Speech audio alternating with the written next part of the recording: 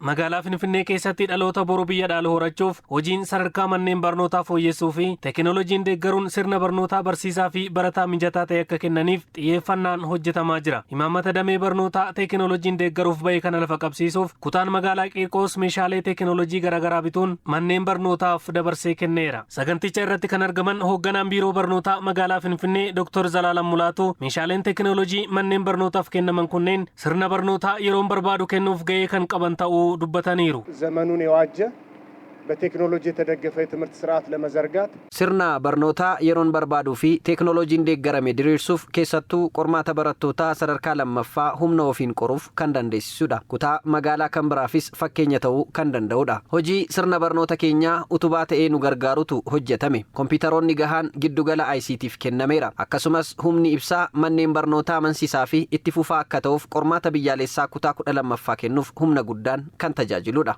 Adeemsa badhaadhinaa Itoophiyaan eegalteef barnoonni bu'uura ta'uu kan himan hojii raawwachiisaa olaanaan kutaa magaalaa Qiirqos Dr. Misikir Nagash tajaajila damee barnootaa waraqaa irraa bilisa ta'e kennuuf hojiin eegalame agarsiiftuu ta'uu ibsaniiru. ለሁለንተናዊ እድገት ለሁለንተናዊ ብልጽግና ጉዟችን ትምህርት deemsa guddinaa fi badhaadhina hunda galeessaa fi barnoonni gahee olaanaa taphata. Lammiilee baruu biyya dhaalanii fi sirna barnoota addunyaan irra geesse kennuudhaa fi sadarkaa teekinooloojiin addunyaan irra geesse akka argataniif gahee qaba. Adeemsa keessa tajaajila waraqaa irraa bilisa ta'e kennuu fi hojiin hojjetame agarsiiftuu tokkodha. Barattoonni keenyas humnaa fi dadhabbii isaaniitiin qormaata kan biraarraa osoo waraabin akka hojjetaniif gargaara.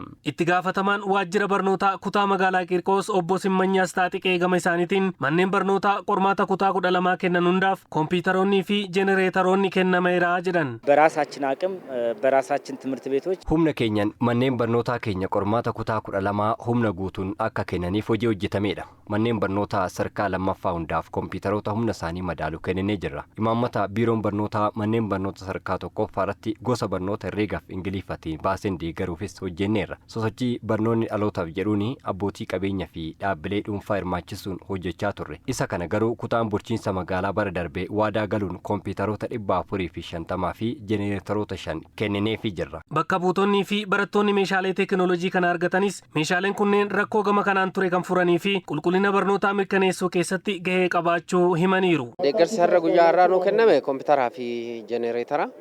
Kompiitarri immoo baruuf barsiisuu qulqullina baruuf barsiisuutiif ijoodha.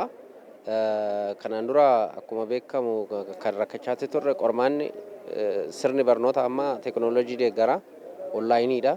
Hundi isaa siistamaatikiidha kan gaggeeffamaa jiru. Kanaaf immoo kompiitarri bu'uura. Kompiitarri amma nuu kenname immoo istaandaardii isaa kan eeggate. Kun immoo qulqullina barnootatti bu'aa qabeessa qaba. Kompiitaroota hedduu manneen barnootaatiif akka kanatti gumaacha gochuun qulqullina barnootaa mirkaneessuudhaaf. Egaa kaayyoon hin beekama. Kaayyoon barnootaa barattoonni naamusaa fi qabxii isaanii akka fooyyessan hojjechuudha kan nurraa eegamu. Isa sana fooyyessuu keessatti teekinooloojiin deeggaramanii akka barataniif haala mijeessuu keessatti gahee olaanaa qaba waan ta'eef rakkoo baay'ee keessa turre kompiitaroonni jiran gahaa miti. Gara istaandaardiitti dhufuudhaaf immoo hanqinoota baay'eetu ture.